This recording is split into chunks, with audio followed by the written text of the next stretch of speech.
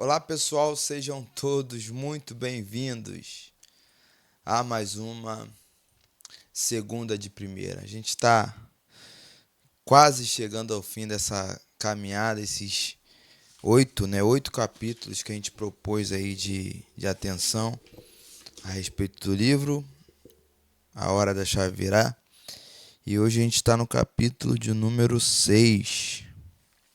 O título, né, a epígrafe desse capítulo é Deus age através dos profetas. E você que está caminhando aí com a gente na leitura desses capítulos aí durante as semanas. E a gente sempre na segunda-feira a gente faz uma meditação aí a respeito desses capítulos ou capítulo, né, correspondente à semana aí que a gente está de olho aí no livro. Você que ainda não adquiriu, no link aqui na descrição desse vídeo e também lá na bio no Instagram, você consegue entrando em contato com a gente e adquirindo esse livro, tá?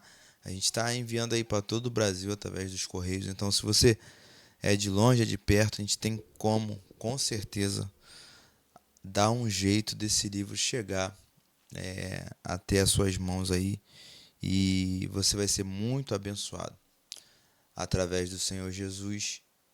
Com esse livro eu tenho certeza que Deus pode te sinalizar um destino e de fato mudar a história da sua vida. Vamos lá, capítulo de número 6.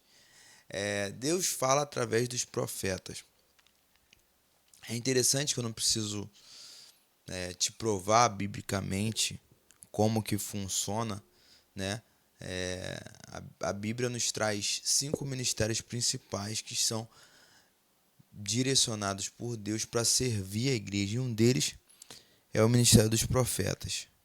E a gente tem um senso comum, um pensamento que, com certeza, você que não vive só debaixo de uma doutrina cristã, mas de repente tem um pensamento filosófico comum, você tem a percepção de que a palavra tem muito poder. O poder que é atribuído à palavra através das nossas atitudes e o que a gente fala, o que a gente profere a nosso respeito.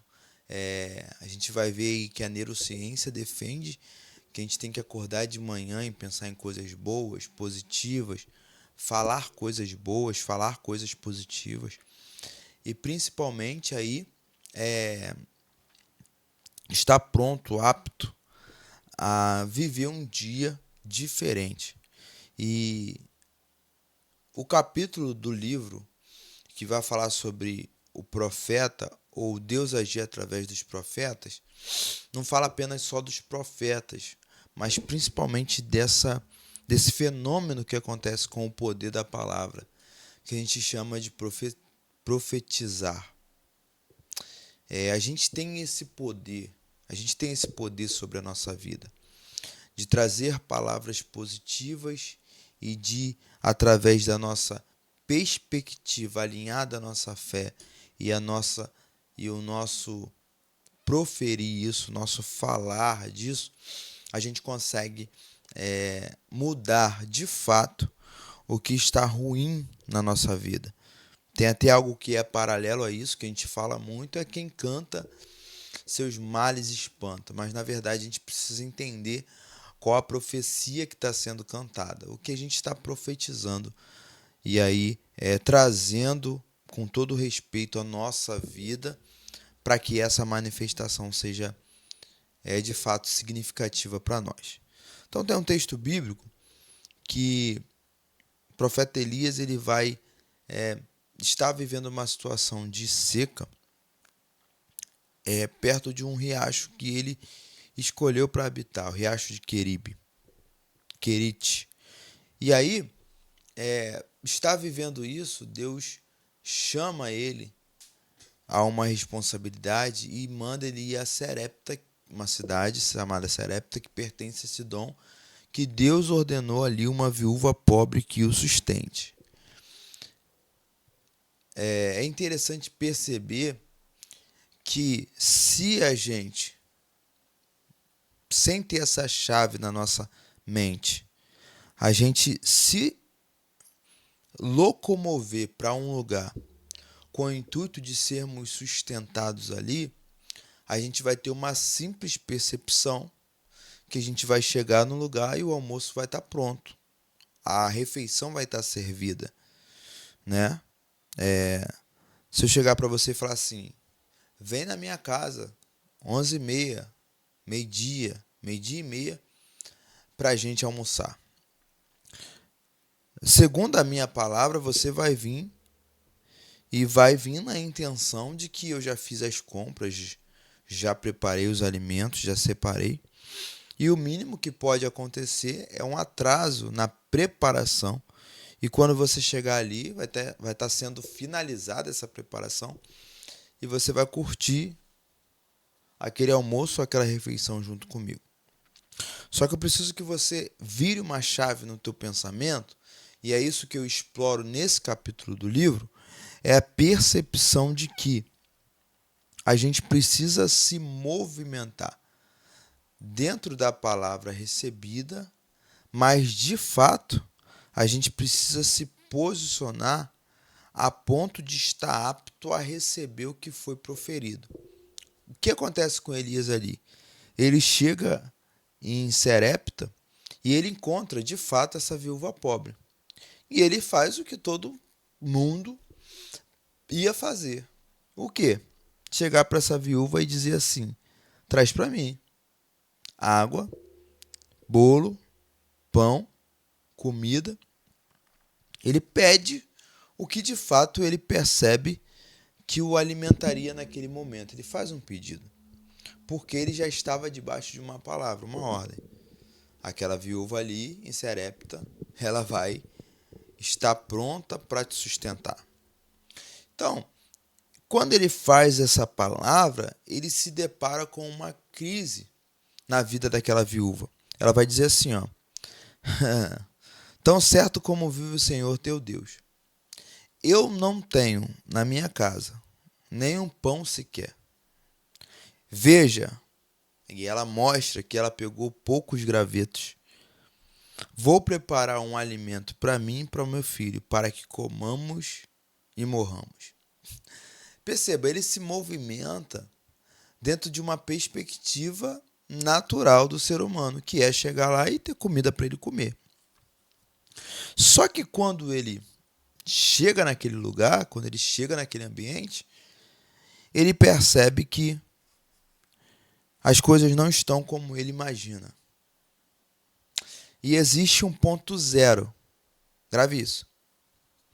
Existe um ponto zero para as coisas se tornarem como a gente imagina. Todo planejamento parte do ponto número 1. Qual é o ponto número 1? Anotar. Ponto número 1, organizar. Ponto número 1, juntar. Ponto número 1, nesse caso do profeta Eliseu, comer. Perdão, profeta Elias, comer. De fato, o primeiro ponto é o ponto de atitude, de ação. Só que antes da ação existe um ponto. E é essa chave que você precisa perceber. Qual o ponto? O ponto da fé. A fé é o ponto zero de todo o planejamento. Ninguém faz nada sem acreditar que aquilo vai se cumprir. E aí, a gente precisa ter uma percepção a respeito da fé. Qual? A fé precisa ser manifesta em palavras. Então, o que é que ele faz? Ele, tão certo de que ele chega ali para comer, ele ordena àquela viúva que ela continue preparando o alimento e traga o alimento para ele, porque já era certo de que a farinha da panela não faltaria, o azeite não acabaria, enquanto Deus não mandasse chuva sobre a terra. É muito alegórico e muito medieval a forma que a Bíblia relata isso, é claro, mas trazendo para a nossa aplicação diária, é simplesmente a percepção de que quem se matricula em uma faculdade de medicina particular, que tem em média a sua mensalidade de 8 a 12 mil, 15 mil reais, e de repente ele tem o dinheiro só da matrícula. Só que isso é dizer, no mundo espiritual e na espiritualidade, que acredita que enquanto tiver mensalidade a ser paga, o dinheiro não vai faltar. É perceber que enquanto a gente precisar de um emprego, de uma empresa que não está muito bem das pernas, e a gente abre a nossa boca e profetiza, e libera uma palavra sobre aquele lugar, que aquele lugar é um lugar de bênção, aquele lugar é um lugar abençoado, que as pessoas ali são boas, a gente começa a colher os frutos dessa atitude que a gente toma a respeito das coisas que não estão como a gente espera. De repente o seu carro começa a dar muitos defeitos e você começa a ter trabalho com isso. E você, em vez de dizer que o seu carro é uma merda, que o seu carro não é bom, que esse carro só dá gasto, você começa a profetizar e agradecer principalmente a Deus pelo transporte que Ele te deu, por Ele ter suprido as tuas necessidades, de você ter uma forma mais confortável de se locomover, que aquele carro, de fato, deu aquele probleminha, mas a partir de agora aquele carro não vai dar mais problema. Sabe, a gente precisa mudar e transformar essa chave na nossa vida, porque espiritualmente, no mundo espiritual, é assim que as coisas funcionam. Primeiro passo, aliás, o passo zero na nossa vida é de fato ter uma percepção de fé e entender que a vida é feita de atitudes, mas antes da atitude, a gente caminha por fé. Então, foque nos seus planejamentos, mas antes de qualquer coisa, tenha uma palavra de profecia, uma palavra de bênção, uma palavra de agradecimento. Comece a falar bem das coisas, pare de reclamar, pare de questionar, pare de sofrer por antecipação.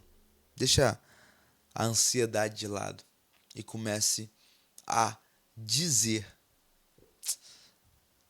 comece a profetizar. Como que você quer que as coisas estejam daqui a 3 anos? Deixe no comentário aqui como que você quer que a sua vida esteja daqui a 3 anos, daqui a 5 anos e daqui a 10 anos, tá bom? Espero que você tenha gostado do vídeo de hoje. Te espero aqui semana que vem. Um beijo no coração, fique com Deus e tchau, tchau.